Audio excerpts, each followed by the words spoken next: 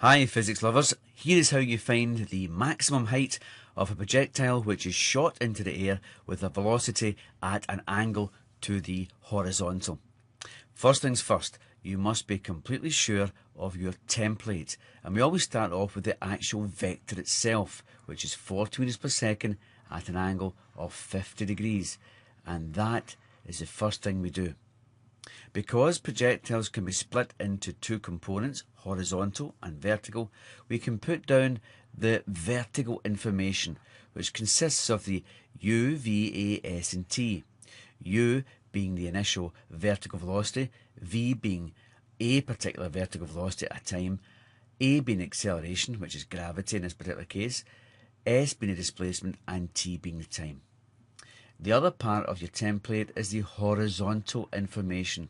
Now we know the horizontal information is quite simple because the horizontal component of the vector does not change. So all we have to do is put down the horizontal distance is equal to the horizontal velocity times the time. There's one other thing which you have to do, and that's to have a mental picture of what these vectors, horizontal and vertical, are doing as the projectile goes through the air. And that's remembered by this little sort of like graph. And you can see that at one particular point, the maximum point here, the vertical component of the velocity is going to be 0. So that's a big clue to find the maximum height. To find the maximum height, we can put in right away that the velocity, the vertical velocity at the maximum height is no meters per second, 0 meters per second. Now, all we have to do now is find the components of the vector. And that's quite simply done. We draw our horizontal component there and our vertical component there.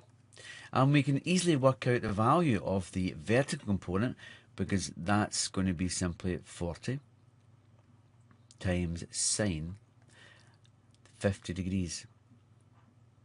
And if you do that in your calculator, you should get an answer of about 31 meters per second. So that's the first one done. Now it's that vertical component which must go in here because that's the initial vertical velocity. So we've got that now as being 31 meters per second. Do we know anything else? Well, we know the acceleration is minus 9.8 meters per second per second. And we need to know that displacement. We don't know anything about the time. Do we know any horizontal information?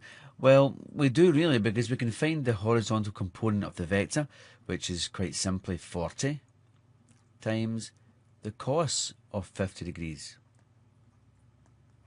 And we work that out, we get an answer of 26 meters per second. So we can put that into our horizontal component information, 26 meters per second. But we want to find this displacement, and we've got enough information in the vertical to find that. In this particular case, we don't need to worry about the horizontal information. So we have the initial vertical velocity, we have the velocity, the vertical velocity at the maximum height, 0 meters per second, check little graph.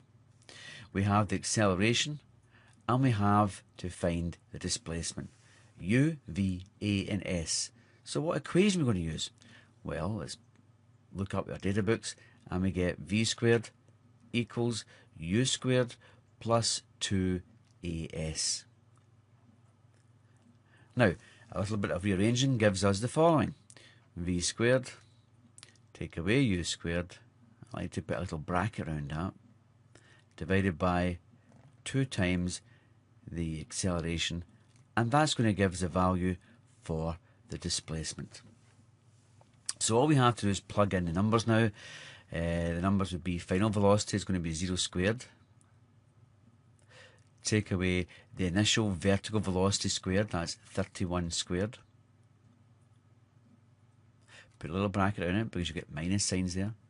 And you're dividing that by 2 times the acceleration, 2 times minus 9.8 meters per second. Put that in a little bracket as well. So we do the calculation for that, we should get the following answer.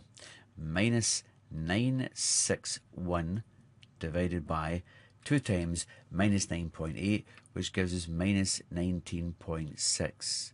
The two minus signs cancel, and we do a little sum in our calculator, we get an answer of 49 metres. The answer is plus, which must mean that the displacement is in the upward direction, which is very good because our maths has worked again. So that's how we find the maximum height of a projectile.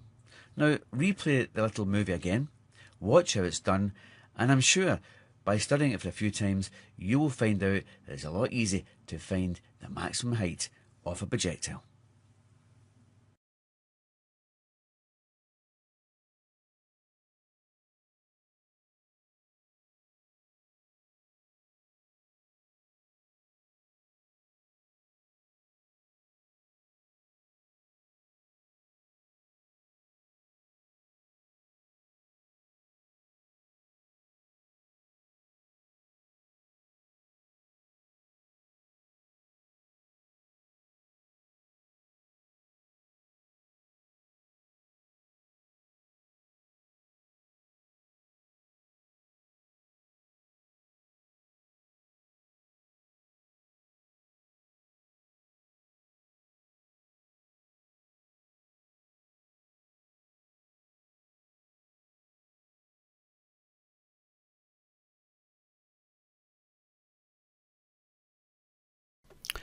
Now let's take a look at the vertical velocity components. I've taken away the horizontal components to make the diagram a little bit clearer. And we're going to do the exact same thing again. We're going to stack up all the velocity component vectors along the timeline and see what kind of shape of graph we get. Remember, the velocity time graph is just simply a whole lot of velocity vectors stacked up where we can see their outline. So in this particular case we're still looking at a convention, this time in the vertical, that upwards is positive and downwards is negative, and we'll stick with that convention. So the velocity vectors are pointing downwards, so therefore our graph we have to stack them tail on the timeline and they'll be pointing downwards. So we start off the same idea, we don't have to flip them this time. We drag over the 0.2 second velocity vector and we'll place it on the chart like that. Then we'll drag over the 0.5 second one and do the same. 0.7 seconds will go there in the timeline. And 1 second will go there in the timeline. And then we have got 1.2 seconds, stack up the vectors on the timeline, and finally 1.4, our final velocity will be like that. Now you can see that there's a difference in all the lengths of the vectors, and that means a very important thing.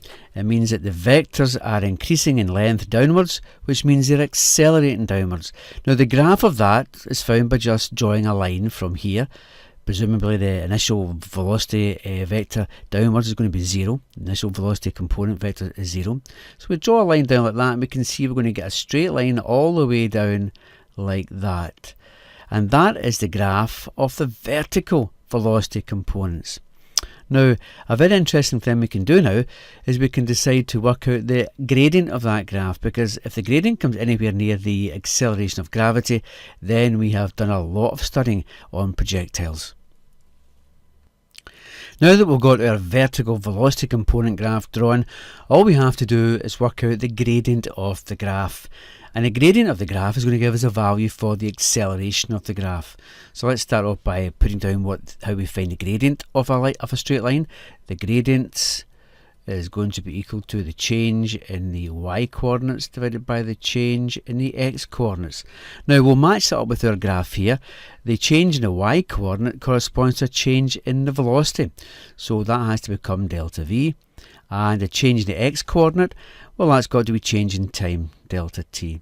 So the gradient of that graph is going to be equal to the acceleration of the graph, a velocity time graph, which is simply equal to delta v over delta t.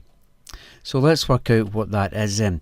We look to see, first of all, we start at 0 here, and we go along, we're going to hit something like here 1.5.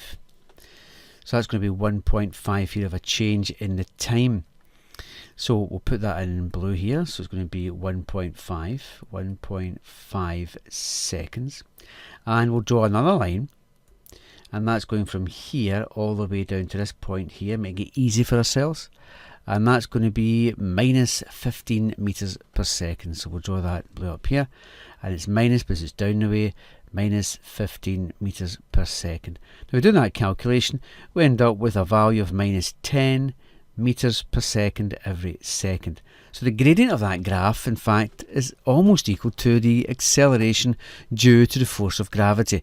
The accurate figure is 9.8 meters per second every second. So we've done not bad from a simulation to give us that the velocity graph. When we convert it into the gradient gives us the acceleration, and acceleration is the acceleration due to gravity.